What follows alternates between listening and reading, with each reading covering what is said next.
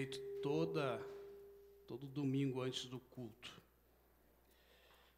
Em agosto, em comemoração ao aniversário da igreja, nós teremos batismo. Não vai ser no dia do aniversário, lógico. Talvez semanas à frente, lá na chácara. Mas eu quero convidar você a orar, a pensar aí naquela pessoa em que você quer ou está investindo e orar pela conversão dela ou deles, né, e que em breve possa estar aqui entre nós. Vamos orar?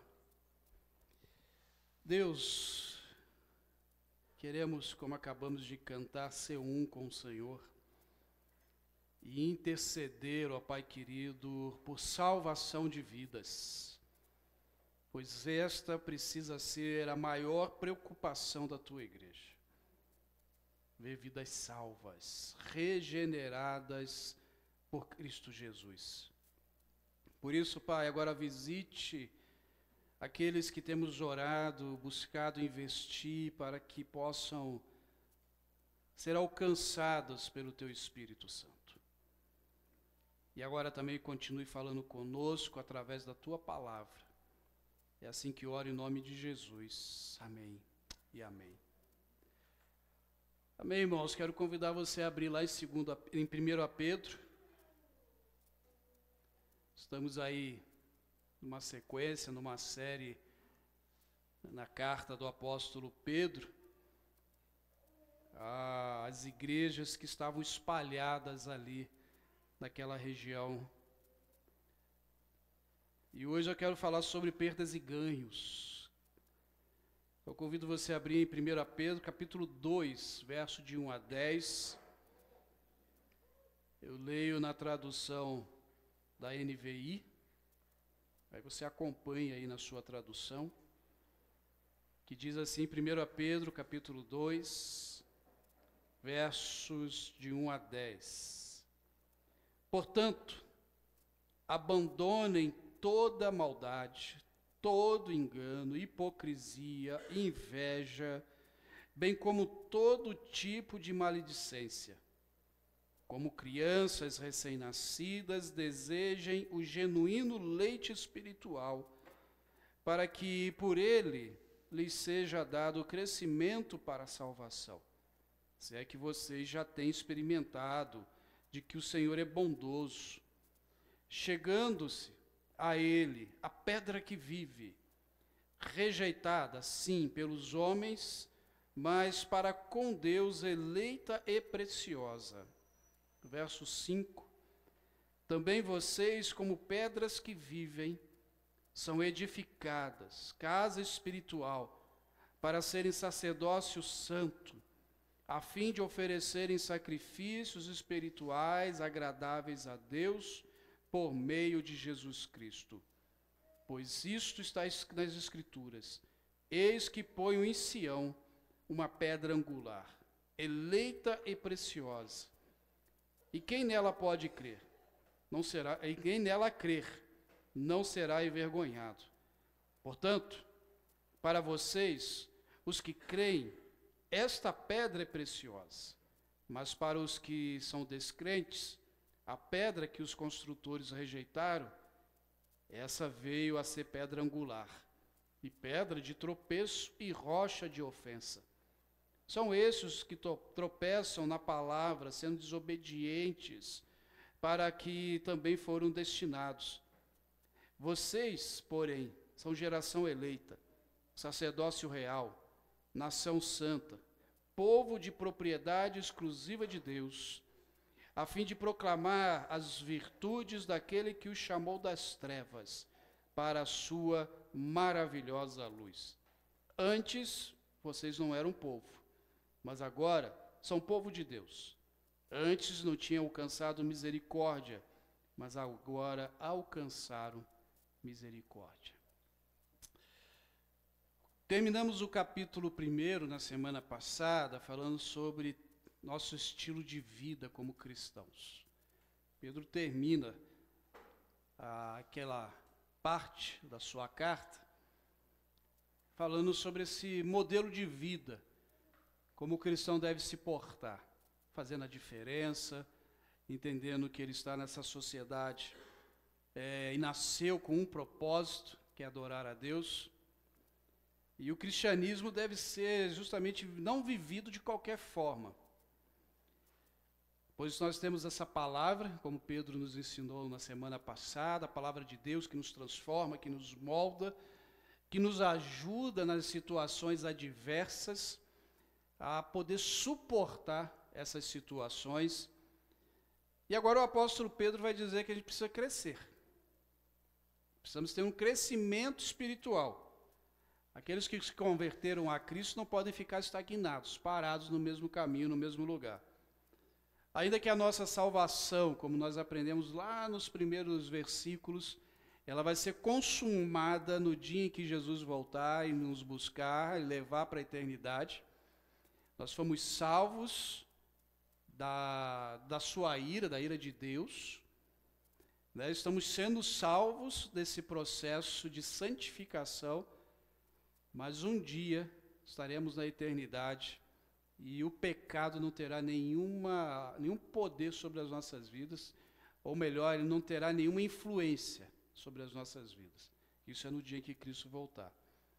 Mas ainda estamos aqui. E não é fácil estar aqui. As segundas-feiras chegam, né? As lutas, as dificuldades. E nesse processo de santificação, que é o tema principal dessa série, há coisas que nós precisamos perder para poder ganhar. A matemática de Deus ela é meio diferente da nossa. O estilo de vida que Deus espera de nós é diferente do que muitas vezes a gente deseja. Se você chegar para uma pessoa que não conhece o Evangelho e falar assim, olha, eu estou precisando perder para poder ganhar, as pessoas vão falar, mas que loucura é essa? Eu não quero perder nada não, eu quero só ganhar. Mas tem hora que a gente precisa perder. Filipenses capítulo 3, versos 7 e 8 diz assim, mas o que para mim era lucro, isso considerei perda, por causa de Cristo. Na verdade, considero tudo como perda por causa da sublimidade do conhecimento de Cristo Jesus, meu Senhor. Por causa dele, perdi todas as coisas e as considero como lixo para ganhar a Cristo. O apóstolo Paulo foi meio duro com ele mesmo aqui na sua fala. E o que o apóstolo Paulo perdeu? Voltando lá atrás em Atos, principalmente em Atos 6, quando a gente vê a primeira vez, uma das primeiras vezes a figura do apóstolo Paulo, ainda Saulo, ele era um homem de grande influência na sua sociedade. Ele diz que era fariseu de fariseus, da tribo de Benjamim. Ele era um homem influente na sua sociedade. Ele era um homem que aonde chegasse as pessoas o respeitavam. Quando ele abria a boca, todo mundo fechava as suas e abriam mais os ouvidos, se assim pudesse. E diz o texto de Atos capítulo 6 e 7, quando Estevão é apedrejado e morto, que jogaram as roupas de Estevão, após ele ser morto, aos pés de um jovem chamado Saulo. Isso mostra também a influência desse homem. Era um homem que, entre os fariseus, entre a religião, tinha status. Tanto é que ele pede cartas ao Sinédrio, aos grandes líderes, para perseguir a igreja. O apóstolo Paulo fazia tudo isso com uma sinceridade enganada, porque ele fazia isso na sua ignorância, sabendo que o que ele fazia para ele era importante. Para ele valia a pena perseguir a igreja, porque tinha algo errado ali. Tinha algo que não estava encaixando essa seita chamada cristianismo. Até que ele se encontra com Jesus, indo para Damasco, e ali fica cego. A sua cegueira, ainda que física, também é simbólica, pois ele estava cego para aquilo que estava acontecendo. E ele vem e escreve Filipenses, anos depois, e diz, olha, tudo que eu tinha não vale de nada, diante daquilo que Cristo me deu. Por isso que ele fala, para mim é lixo. Para mim é um esterco. Para mim não tem valor. Esterco ainda tem valor, né? Adubar as plantas. E algumas coisas que nós temos de muito precioso pode ser justamente aquilo que está nos atrapalhando a ter uma vida santa com o nosso Deus. A palavra aqui, chave, que o apóstolo Paulo até traz em Filipenses, é a palavra considerar, que é avaliar, analisar, chamar na consciência. Porque, irmãos, tudo que a gente necessita fazer, principalmente quando se trata de cristianismo, de vida com Deus, a gente precisa estar avaliando como está a nossa vida. O filósofo Sócrates escreveu: a vida que não é examinada não é digna de ser vivida. Não sei se ele leu o Salmo 139, principalmente lá perto do final dele, quando o salmista diz para que Deus sondasse o coração dele. É isso que o Sócrates, assim, que é isso que o apóstolo Paulo está dizendo. Sonde o seu coração. Sonde a sua vida. Veja o que para você está sendo ganho, mas na verdade está trazendo prejuízo. E aí a gente precisa fazer algumas avaliações da nossa vida. Porque por vezes a gente fica amargando a nossa vida diária, amargando algumas situações, porque nós estamos no rumo errado. Queremos só ganhar, mas esse ganho não está nos trazendo a verdadeira felicidade que o Senhor espera para nós. E o apóstolo Pedro vai nos ajudar a entender isso. Como eu disse, volta e meia eu vou comparar Pedro e Paulo, não por engano de mensagem, mas porque são os dois maiores apóstolos que nós temos aqui no Novo Testamento, não desmerecendo os outros, mas um porque viveu aos pés de Jesus 3 anos, e o outro que foi um dos maiores missionários, como foi Paulo, da história da era cristã. Mas Pedro vem nos ensinando o que a gente precisa perder primeiro. E vai soar tipo secar gelo, chover no molhado, mas você vai entender por que eu vou falar isso. A primeira coisa que a gente precisa perder é deixar de lado o pecado. O verso 1 diz o seguinte: portanto, abandone toda maldade, todo engano, hipocrisia, inveja, bem como todo tipo de maledicência. Pedro destaca aqui 5 pecados. Ele chama a atenção aqui para 5 pecados. Não sei se as igrejas que ele estava escrevendo estavam vivendo esses pecados. Não se entra em detalhes aqui, mas ele destaca. E Pedro convida a tomarmos cuidado com os nossos desejos. Se você observar esses pecados, eles envolvem desejos, coisas que estão dentro de nós, coisas que estão sendo maquinadas dentro da nossa alma, da nossa mente. A expressão abandone que Pedro traz aí, algumas traduções vai estar despojar. Alguém que está aí com a sua Bíblia aberta, aparece essa palavra, despojar. Olha lá e depois você só levanta a mão. Abandone, vai despojar. Essa palavra no original grego é tirar a roupa que a pessoa veste. Ô louco, pastor. Ficar pelado? Aí fica chato isso, né? Mas o que ele está dizendo é que a gente precisa se despir do nosso egocentrismo, dos nossos desejos, que acabam fazendo com que Deus ou o Espírito Santo fique entristecido. Coisas que estão corroendo o nosso coração e que a gente precisa realmente botar para fora, precisa tirar de nós. É o famoso pecado de estimação. A gente gosta de todo dia dar um banhozinho nele, passar um perfume, dar uma penteada. Ele é de estimação esse pecado. Desse eu não abro mão.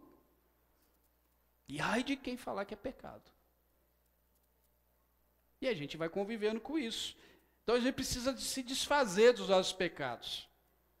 Ele vai falar aí alguns exemplos, como por exemplo o primeiro que ele cita aí, Só voltando aqui. Abandone toda a maldade. Mas já reparou que a gente vive numa sociedade maldosa, malvada? Quer ver? Eu vou dar um exemplo bem simples. Frase do dia a dia. Antiga, mais antiga do que caldo de galinha. Bandido bom é bandido, para mim é convertido e salvo.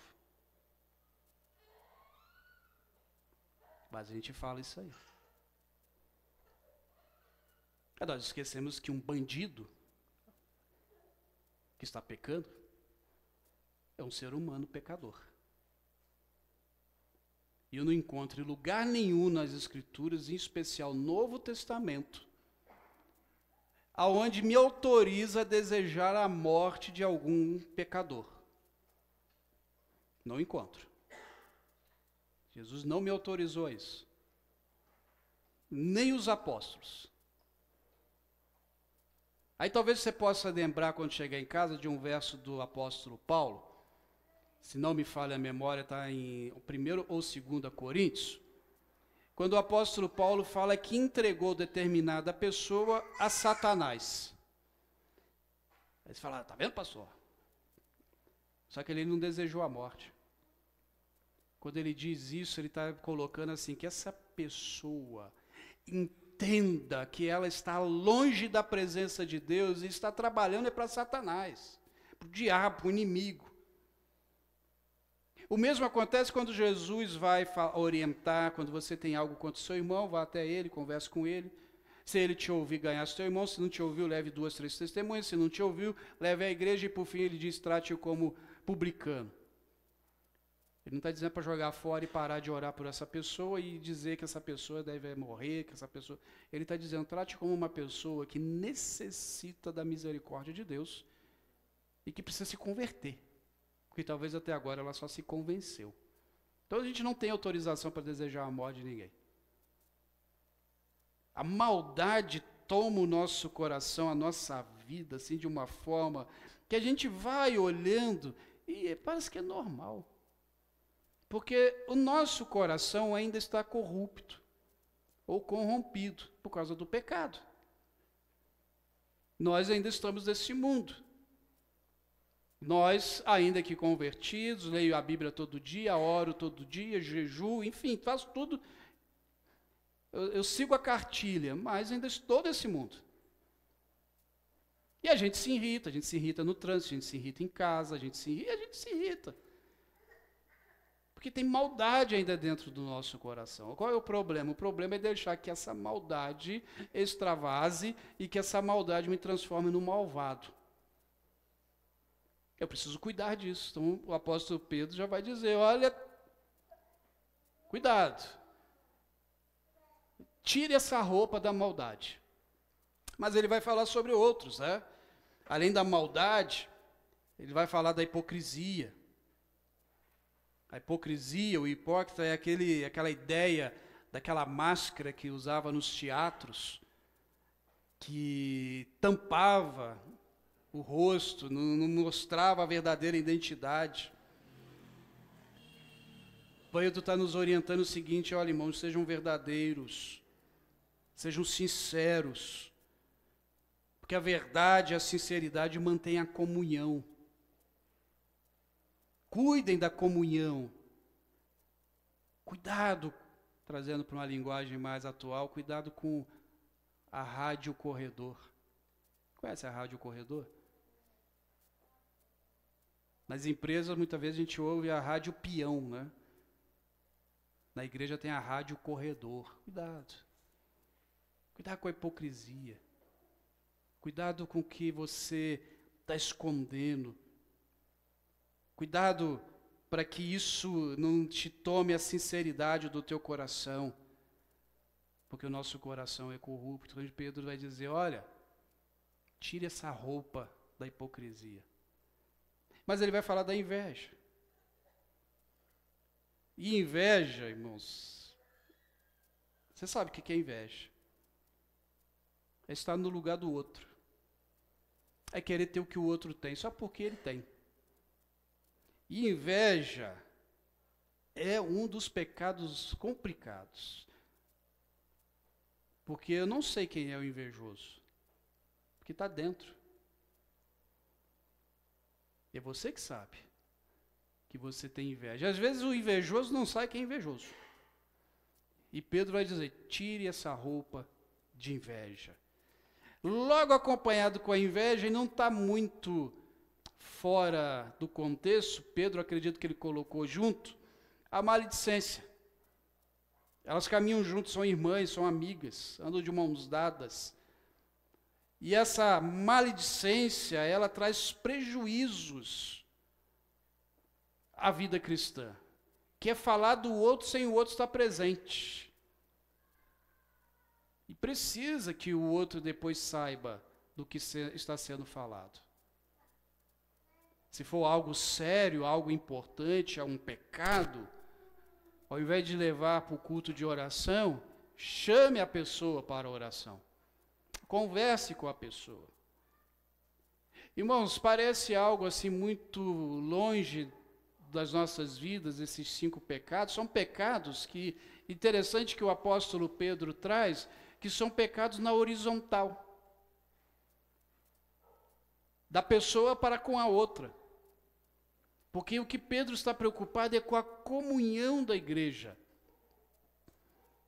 Tanto que ele, se você lembrar, lá no início dessa série, Pedro elogia aquela igreja por se renderem à fé a Jesus sem ter visto Jesus, como ele viu.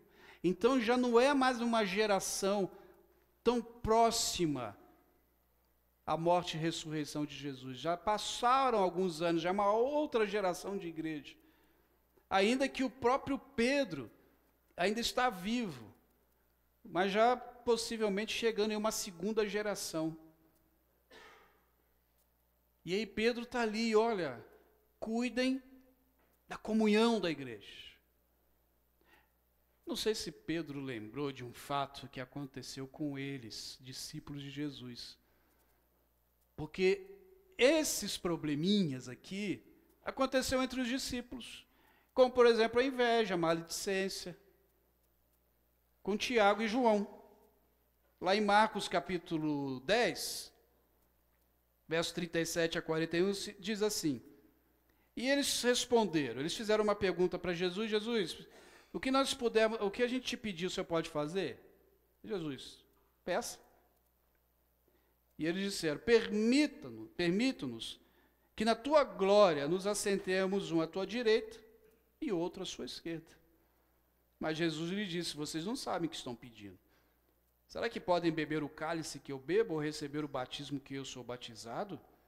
E eles responderam, podemos. Então Jesus lhes disse, vocês beberão o cálice que eu bebo, receberão o batismo que eu sou batizado. Agora, quanto ao sentar-se à minha direita e à minha esquerda, não me compete concedê-los, pois é para aqueles a quem está preparado. Quando os outros discípulos ouviram isso, começaram a ficar indignados com Tiago e João. Olha o coração sendo tomado pela maldade. Olha os desejos do nosso coração nos enganando. Se os discípulos que caminhavam com Jesus passaram por isso, que dirá você e eu? Agora o apóstolo Paulo vai nos mostrar que a necessidade que nós temos é que morramos, é que o nosso egocentrismo morra, é que eu morra para que o Senhor possa crescer e aparecer na minha vida. Gálatas 2:20 diz, logo, já não sou eu que vive, mas Cristo vive em mim, e esse viver que agora tenho na carne, vivo pela fé no Filho de Deus, que me amou e se entregou por mim. Ou seja, queridos, se não permitirmos que Deus tome o nosso coração e a gente não tome a decisão de perder esses desejos que são pecaminosos, que nos afastam, que quebram a comunhão, nós teremos problemas sérios na nossa vida cristã. Mas quando a gente começa a entender isso, a gente começa a ganhar, e a primeira coisa que nós temos é vida. nos traz vida, caminharmos de forma sincera com o Senhor. Olha o verso 2 e 3. Como crianças recém-nascidas, desejam um genuíno leite espiritual, para que por ele lhes seja dado o crescimento para a salvação, se é que vocês já têm experimentado, ou têm a experiência de que o Senhor é bondoso. Ainda que a gente está falando do perder, do desviar os nossos desejos, mas o nosso olhar precisa ser a cruz, mas o desejar também traz vida, motiva a vida. Então eu queria que você fizesse aí uma dinâmica na sua mente, de não desejar aquilo que atrapalha a sua vida cristã, mas desejar algumas coisas. Desejar, principalmente, conhecer mais do Senhor. Porque é isso que vai trazer vida para a sua vida. E aí o apóstolo Pedro usa uma metáfora muito interessante, que é o leite materno. Que é o cuidado que a mãe tem com a criança. Você já viu os bebezinhos, e principalmente as mães mais novas aí, o desejo que o bebê tem de mamar, de comer. E que fica todo satisfeito depois que mama, fica lá todo molengo e dorme. Porque ele está crescendo, não dá para dar feijoada para o Ezequiel, dá? Ah, já está podendo. Mas quando é bebezinho não dá para dar feijoada. Não dá. Tem que ir devagar com o negócio aí, que senão faz mal, pesa.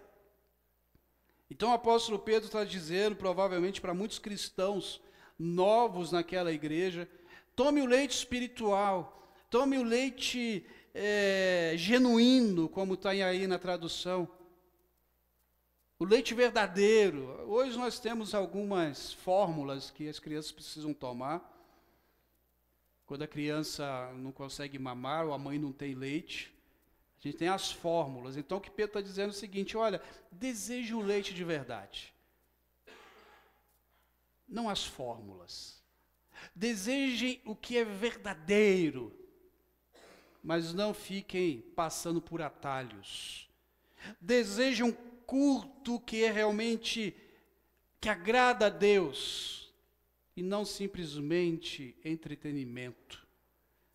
Irmãos, nós temos uma geração que gosta de entretenimento. Cultos, ontem a Paulo e eu vimos, a gente ainda está duvidando se aquilo realmente era uma igreja, que você até pesquisou, não achou aquele nome em lugar nenhum, provavelmente era fake. Mas tinha mesa de sinuca, barzinho e mais algumas outras coisas dentro. Então a gente não sabe se aquilo ali era fake. Mas ao mesmo tempo a gente sabe que algumas dessas coisas estão acontecendo. Nós nos preocupamos muitas vezes com cultos muito bem elaborados, mas esquecemos de prestar um culto autêntico a Deus. Entenda, eu não sou contra culto elaborado, não sou. Um local onde tem boas luzes, aparelhagem boa, onde há bons equipamentos, não sou contra. Pelo contrário, eu sonho da nossa igreja ter isso. Mas não é isso que Deus deseja como um culto que seja verdadeiro, que seja espiritual. Isso aí é algo que a gente precisa. Aqui na nossa igreja, por exemplo, é fácil falar sem microfone, né? Não é grande. Mas vai pregar numa igreja de 1000 metros quadrados sem microfone. Vai chegar no final do culto, o pastor não tem nem garganta, dirá voz. Imagine o louvor sem um violão, sem a guitarra, sem essa tecnologia. Então eu não sou contra isso, eu sou contra a gente ficar buscando isso. Entretenimento. Isso que Pedro está dizendo aqui. Tome cuidado. Busquem o leite verdadeiro. Ou seja, busque a palavra de Deus. O simbolismo aqui é a palavra, é o ensinamento. Irmãos, eu sou bem sincero, eu fiquei muito preocupado, estou ainda muito preocupado com a nossa igreja em alguns detalhes. E destaco 2, para não preencher muito tempo. A nossa ausência de escola bíblica. E a liderança sabe o quanto eu tentei trazer a escola bíblica de novo. Não conseguimos mais pela domingo de manhã. Não conseguimos conversar para trazer durante a semana e a gente está aí com uma possibilidade de fazer uma escola bíblica híbrida, onde ela vai ser 3 semanas online e 1 semana presencial. Nós ainda não começamos, mas está no projeto. Mas o que me preocupa é que uma das conversas lá atrás, logo após pandemia, era que o domingo de manhã era muito complicado. Eu vi muito isso aqui. Mas trocamos o domingo de manhã com a escola bíblica por outros afazeres. E eu preciso levar isso para Deus sempre e falar: Deus, o que está acontecendo com a sua igreja? PGM, quando muito, né, gente, irmã Delcimir? Quando muito, dura 1h30, quando muito. Principalmente quando o lanche está bom, né? Não passa disso, quando muito. A gente busca ser muito criterioso com o horário, porque no dia seguinte a gente precisa levantar cedo. E eu não vejo a igreja abraçar isso. E no PGM, temos, além da palavra, oração, mas a comunhão, a integração. Nosso PGM tem pessoas novas indo, ainda não vieram na igreja. Então, queridos, que a gente possa entender e ter esse desejo pela palavra de Deus. Esse leite. Como disse o salmista no Salmo 119, 174. Anseio pela tua salvação, Senhor, e a tua lei, ou poderíamos dizer, a tua Bíblia, a tua palavra é o meu prazer. Essa é uma coisa que a gente precisa ganhar, o desejo pela palavra de Deus que traz vida, mas que também traz crescimento. Irmãos, o que nós precisamos fazer é crescer. Dando aqui um parênteses, né, nós tivemos hoje o encontro Jornada do Casamento Transformado. Nós estamos aí com esse protótipo de trabalho na igreja. Então você casal, uma hora vai chegar a sua vez. E eu disse algo para Paula agora à tarde. Como eu fico feliz, agora está vindo para cá, né? De ver o crescimento dos casais que estão participando. Crescimento pessoal, crescimento conjugal, crescimento em família. E a gente precisa crescer. Olha o que o apóstolo Pedro diz aí no verso 4 a 8. Chegando-se a ele quem? Jesus Cristo. Pedra que vive, rejeitada assim pelos homens, mas para com Deus eleita e preciosa. Também vocês, como pedras que vivem, são edificados, casa espiritual, para serem sacerdócio santo, a fim de oferecerem sacrifícios espirituais agradáveis a Deus por meio de Jesus Cristo. Por isso está nas Escrituras: eis que ponho em Sião uma pedra angular, eleita e preciosa, e quem nela crer não será envergonhado. Portanto, para vocês, os que creem, esta pedra é preciosa, mas para os descrentes, a pedra que os construtores rejeitaram, esta veio a ser pedra angular e pedra de tropeço, rocha de ofensa. São estes os que tropeçam na palavra, sendo desobedientes para o que também foram destinados. Ele muda a metáfora, Pedro muda a metáfora do leite agora para a pedra. O leite representa você e eu. O leite representa o que nós precisamos e o que nós somos, bebês. Estamos crescendo. Alguns ainda são bebês, outros já estão na sua infância, outros são adolescentes, jovens, maduros, outros nem tão maduros, outros mais maduros, mas a perfeição mesmo é só quando o Senhor Jesus voltar. Na nossa trajetória cristã, na igreja, ele está escrevendo para a igreja, então, irmãos, a igreja era constituída de tudo isso. Por isso que Pedro, ele vai falar desses 5 pecados. esses 5 cuidados que precisamos ter. Porque uma coisa que nós precisamos desenvolver como cristãos é a paciência, o entendimento com o outro, porque por vezes eu já posso ser, espiritualmente falando, um idoso espiritual, não no sentido de velho, como a gente às vezes ouve, não gosto dessa palavra velho, mas um ancião espiritual, já tenho conhecimento, já tenho experiência de vida, já vivi bastante. Eu agora em julho completo 31 anos de convertido. Tinha que puxar lá no fundo agora. 31 anos. Então já tenho alguma experiência, eu sou um jovem. Pelo menos em alguma coisa eu sou jovem. Na minha fé. 31 anos. Mas também temos aqui na igreja pessoas com 40 anos. Quem tem 40 anos aqui na igreja de convertido? Mais, irmã? 40 a mais? 40. Quantos anos, irmã? Nasceu no berço. Então a gente pode dizer 70 e 20 e pouco. Logo ali.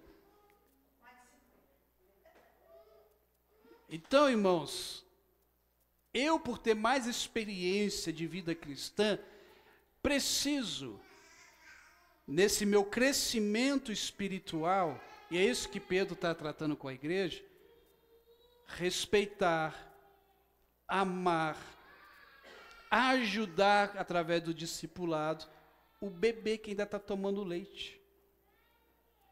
Eu já cheguei numa fase de uma comida mais sofisticada, por causa do meu caminhar com Cristo, mas tem gente tomando leite ainda. Tem gente ainda tomando leite. E eu preciso voltar um passo e caminhar com aquela pessoa. Isso, irmãos, esse crescimento é através da palavra. Nós somos recém-nascidos, crescendo, agora ele vai dizer, olha, mas Cristo que é o sustento de tudo isso. Ele é a rocha. Ele é o fundamento. Esse prédio, ele tem fundação. Aí você vê as colunas, a laje, os tijolos, mas o que sustenta é a fundação. Você vê um prédio, esses dias a gente passou perto de um prédio que está sendo feito ali perto de casa, 25 andares, né? Você conseguiu contar, mas a gente acha que tem mais. Alguém sentou e calculou o peso que essa fundação ia ter que segurar. Algumas toneladas.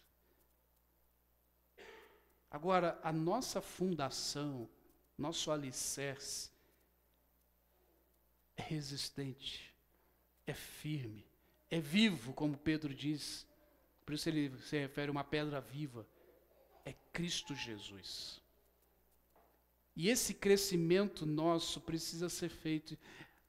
A ideia de um edifício, como você e eu é citado aqui, é justamente isso, que a fundação resistente, firme, você pode construir mais e mais andares. Por exemplo, o prédio que me referi de 25 andares não poderia ser construído em cima dessa fundação aqui. Ela não suporta. Provavelmente, eu já vi um pouco da estrutura daqui, talvez aqui aguentaria mais 2 andares. Talvez. Não mais do que isso.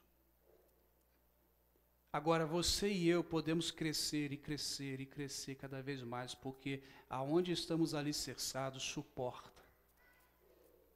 E ali eu posso levar os meus desejos, ali eu posso levar as minhas mazelas, ali eu posso levar os meus pecados, porque ele suporta. Porque ele deseja que você e eu cresçamos. Isaías capítulo 28, verso 16, diz, portanto, assim, diz o Senhor, eis que põe em Sião uma pedra, já provada, pedra preciosa, angular, solidamente assentada, e aquele que não crê, e aquele que crê não foge. Pedro está citando Isaías. Ele cita também o Salmo 118, verso 22, a pedra que os construtores rejeitaram, essa veio ser a pedra angular, a pedra de sustento. O que é pedra angular?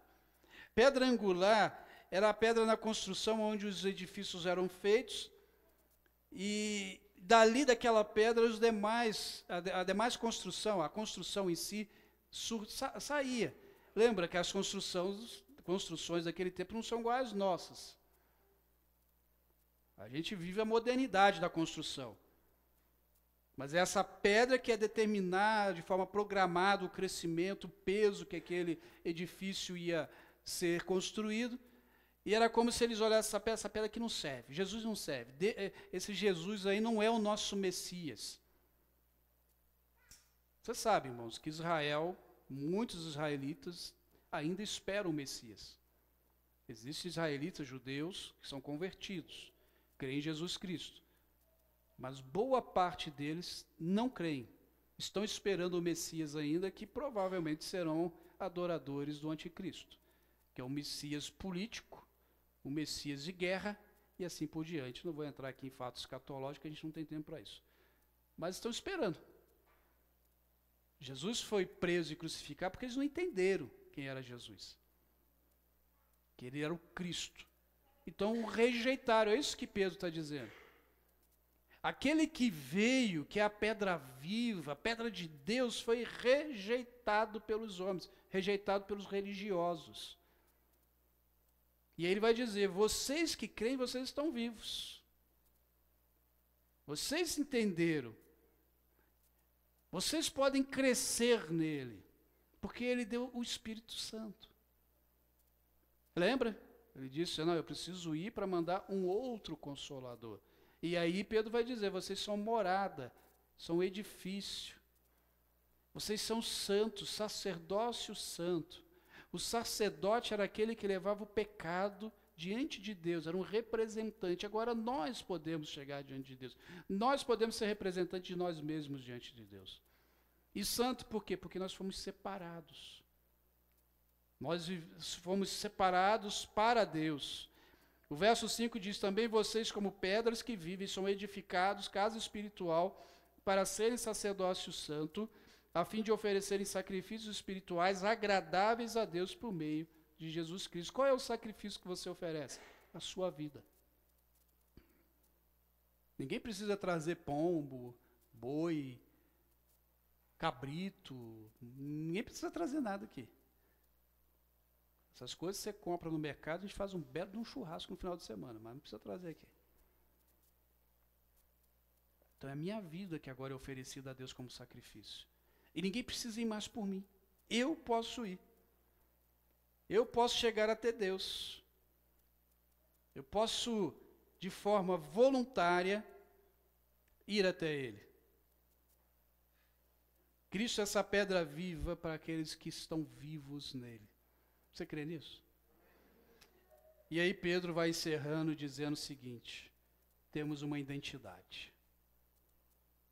O verso 9 e 10, vocês, porém, são geração eleita, sacerdócio real, nação santa. Olha quanto elogio que Pedro dá para você e para mim. Povo de propriedade exclusiva de Deus, a fim de proclamar as virtudes daquele que o chamou das trevas para a sua maravilhosa luz. Antes vocês nem eram povo, ou seja, a gente não era ninguém. Mas agora são povo de Deus. Antes não tinham alcançado misericórdia, mas agora alcançaram misericórdia. Quando Pedro vai dizendo que nós somos santos, ou separados, como a gente gosta de traduzir, ele não está dizendo que nós não somos isolados.